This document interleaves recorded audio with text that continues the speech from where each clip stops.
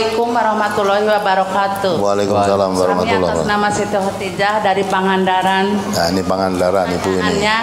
Bagaimana kalau kita punya rezeki terus mengatasnamakan orang tua yang sudah meninggal, apa nyambung apa tidak?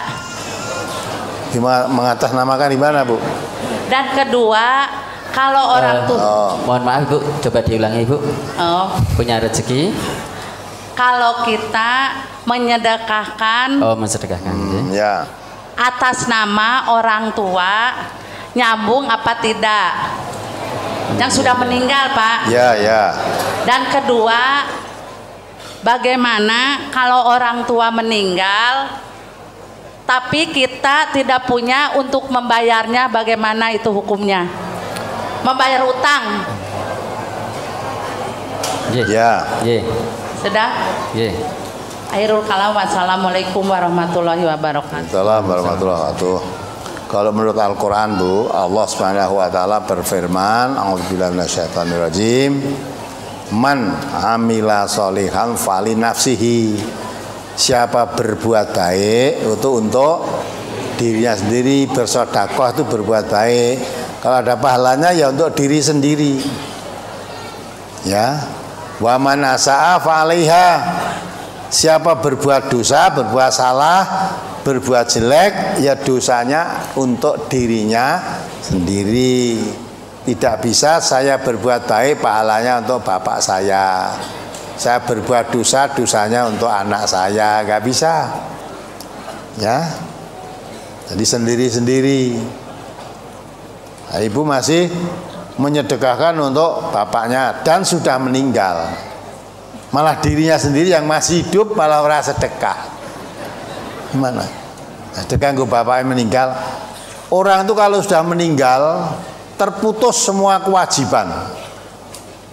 Ya, sudah tidak ada kewajiban apa-apa. Tinggal memetik hasil amal perbuatan ketika hidup. Itu aja. Dan sudah dicabut kewajibannya oleh Allah. Beban-beban yang diwajibkan kepada orang meninggal itu sudah habis. Tidak ada lagi. Kewajiban yang disebutkan rukun Islam atau hukum Islam itu untuk orang-orang Islam yang hidup. Kalau sudah mati sudah nggak ada kewajiban. Orang sudah mati tidak sholat, tidak nambah dosa, tidak puasa. Ya. Memang orang mati malah puasa terus, tidak pernah berbuka dia. Tidak haji, pokoknya semua kewajiban ketika hidup setelah mati angkat semua. Tidak ada lagi kewajiban. Tinggal memetik hasil apa yang telah diperbuat ketika di dunia. Itu nasibnya. Jadi nggak ada. Nah, berbuat terus untuk pahalanya untuk bapak saya sudah meninggal, nggak ada. Ya, orang tua meninggal, tapi kita tidak punya untuk bayar hutang.